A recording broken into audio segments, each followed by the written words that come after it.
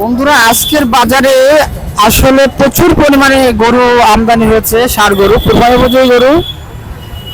এখানে প্রচুর খামারি ভাই এবং ব্যবসায়ী ভাইয়েরা আছেন। তুলনামূলক আসলে ক্রেতা এখনো হাটে পৌঁছায় নাই, এর জন্য প্রচুর পরিমাণে গরু আমদানি হয়েছে আজকের বাজারে। তো চলুন আমরা এই গরু সম্পর্কে, গরুর দাম সম্পর্কে একটু ধারণা দিই আপনাদেরকে। কত ক্রেতারা কত বলছে দাম এবং কত কিনা বেচা হচ্ছে, তো সেই সম্পর্কে আপনাদেরকে একটু ধারণা দেবো। এটা একটা পুঠিয়া জেলার রুস্তমপুর হাট। এটা একটু গরু ছাগলের জন্য বৃহত্তম বাজার, যেখানে বেশ একটা বড় গরু দেখতে পাচ্ছি।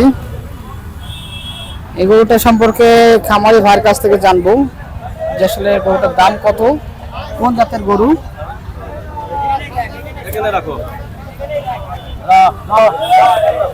এত পরিমাণ গরু আমদানি হয়েছে আজকে, আসলে হাটে নড়াচড়ার মতো পরিবেশও নাই।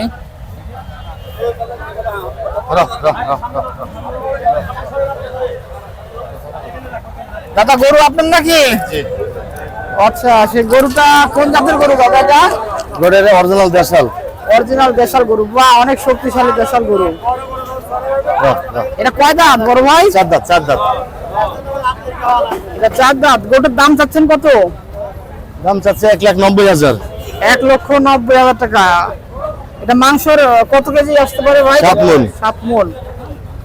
ভাই দেখতে পেলেন, এই ভাইটি 1,90,000 টাকা দাম চাইলো গরুটি। প্রায় 7 মণ মাংসের একটি আইডিয়া দিলেন।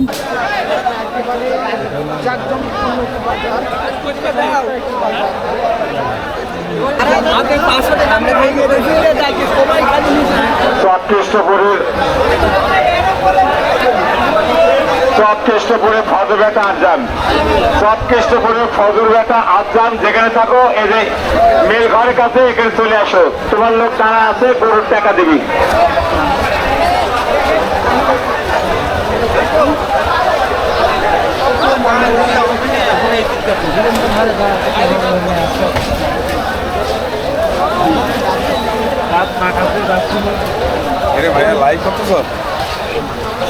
সবাই আসে এই যে বিক্রয়ের জন্য এখানে আসছে।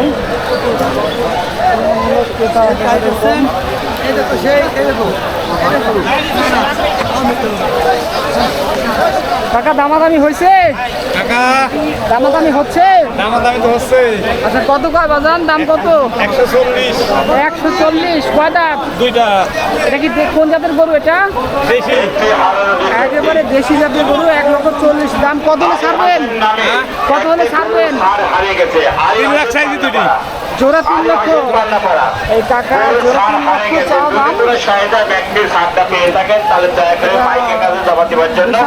আপনাদেরকে বিশেষভাবে অনুরোধ করা হলো। ধন্যবাদ। দেখতে পাচ্ছেন বন্ধুরা, এখানে এখানে অনেক খামারি ভাইরা রয়েছে, তারা বিক্রয় করে বাজার নিয়ে আসছে।